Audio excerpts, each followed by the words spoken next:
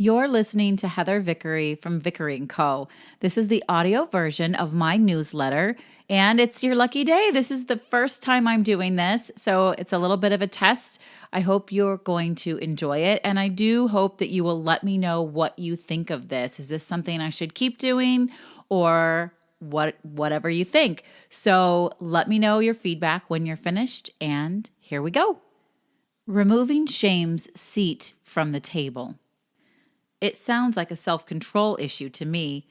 That is what my friend Jane, whose name has been changed to protect the innocent, said to me recently when I told her that, in solidarity with a client, I decided to take the Facebook app off of my iPhone.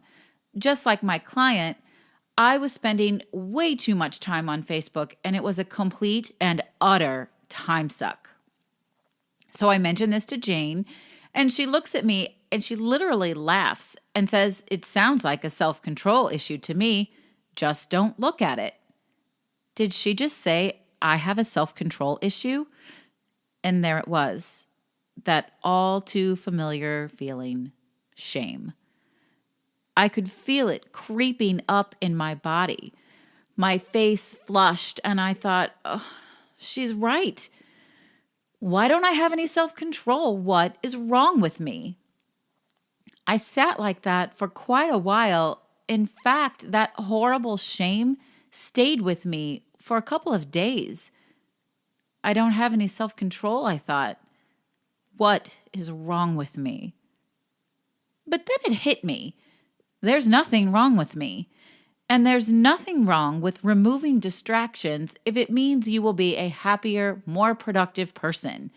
If removing distractions helps you stay focused and reclaim your time, then by all means, remove them. There is no space in my life for shame. Not about this silly little topic, not about any topic. I've spent so much of my life living in shame for one thing or another.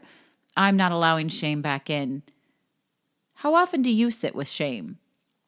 How often do you give it power and control over you? If you don't already know this, let me be the first person to tell you, you are in control of yourself and no one gets to shame you for it. You don't have to own other people's thoughts and feelings, and you don't have to apologize for anything that you are doing, thinking, or feeling simply because someone else doesn't understand your motivation.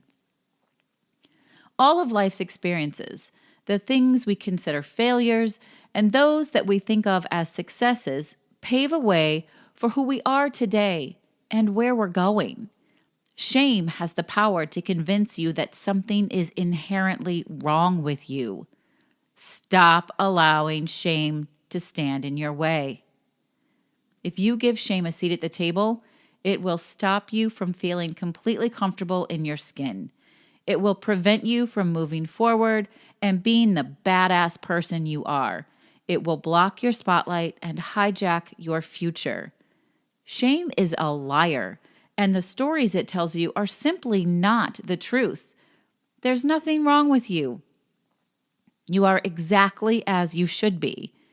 You know yourself better than shame does. Trust me.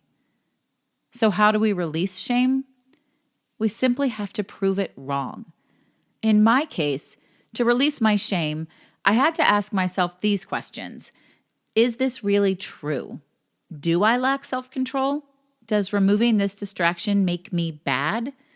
By asking these questions and then being truthful about the answers, I was able to disprove the story shame was trying to sell me. No, it's not true. The act of removing my distractions actually proves that I do have self-control. Not only that, it proves that I have the foresight to know what is causing me discomfort and assisting in my lack of production. Removing this distraction was the smartest decision I could make. There is no room in our lives and businesses for shame. We cannot afford to let it get in our way. If you are ready to remove shame from the table, let's chat. Together, we can actually prove that whatever bullshit story shame is telling you is false. We can pack it away, and you can begin building yourself back up. kicking ass, and reaching your goals because you, my friend, deserve better. As always, I thank you for reading, in this case, listening, and sharing your journey with me. Thank you for letting me into your lives. I love hearing from you, so feel free to drop me a line anytime via any of my social media platforms. And I have a little PS. Last week, I wrapped up my Design Your Balance blog series about achieving a work-life balance that actually works for you. Did you read it? I hope so, but if not, that's okay. It's not too late. The series is still up and you can check it out directly from my website, www.vickeryandco.com/blog. There are 8 posts in this series. I'd love to hear what you think. Are you designing your own balance? Let me know.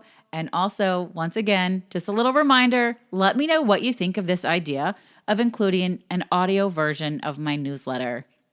Thanks for playing along, and thanks for letting me in.